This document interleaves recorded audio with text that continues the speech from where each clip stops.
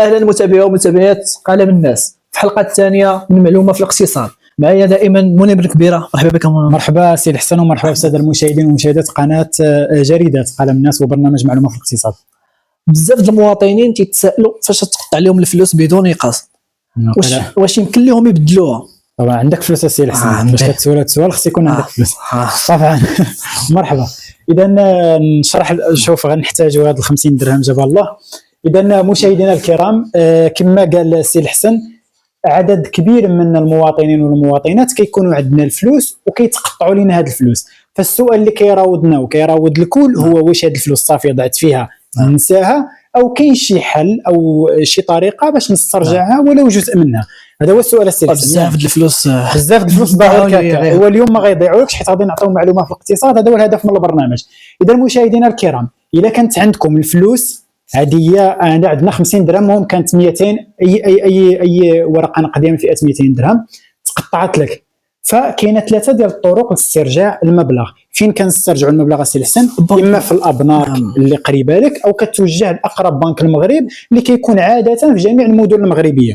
واخا فاش كتمشي كتدفع واحد الطلب. هاد الورقه الساده المشاهدين والمشاهدات لاحظوا معايا، هذه مكتمله 100%. الا كانت مقطعه 75% يعني قد هكا، فراه كيتم استرجاع قد هكا، فراه يتم استرجاع المبلغ كاملا. يعني تعطيه 200 درهم غيردوا لك 200 درهم كامله ديالك.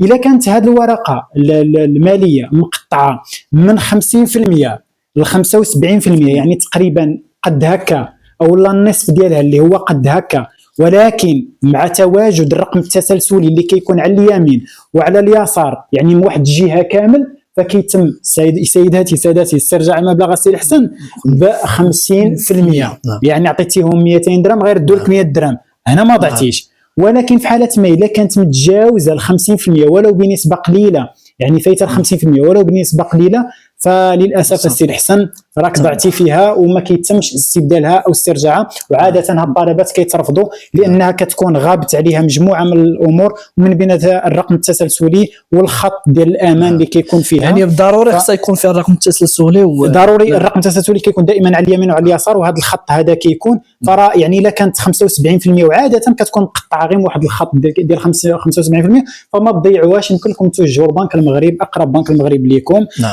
وتدفعوا الطلب ديال استرجاعها والادلاء بها. ولكن مثلا الا تقطعت لي هذه انا الحسن، ما نقطعهاش ما تخاف، الا تقطعت لي هذه فناخذ البنك المغرب ناخذ هذا الجزء، وتا هذا الجزء اللي تقطع لانه كيبقى بحال ضمان او لا دليل بانه راه هذه الفئه، هذه الورقه الماليه ديالي انا وراه تقطعت لي. فهمتي كيف؟ اما لقيتها مقطعه فراه اذا كيف ما قلتي الرقم التسلسلي والخط ديال الامان اللي كيكون سير رجع فلوس، فراه كيتم استرجاع المبلغ. اذا كانت 75%، نعاودوها بعجاله، 75% كتسترجع المبلغ كاملا.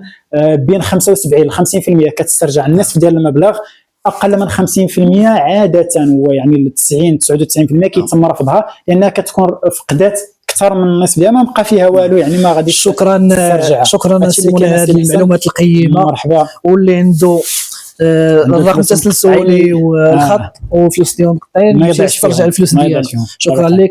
مرحبا. الى هنا تنتهي حلقتنا، الى معلومه جديده في معلومه في الاقتصاد.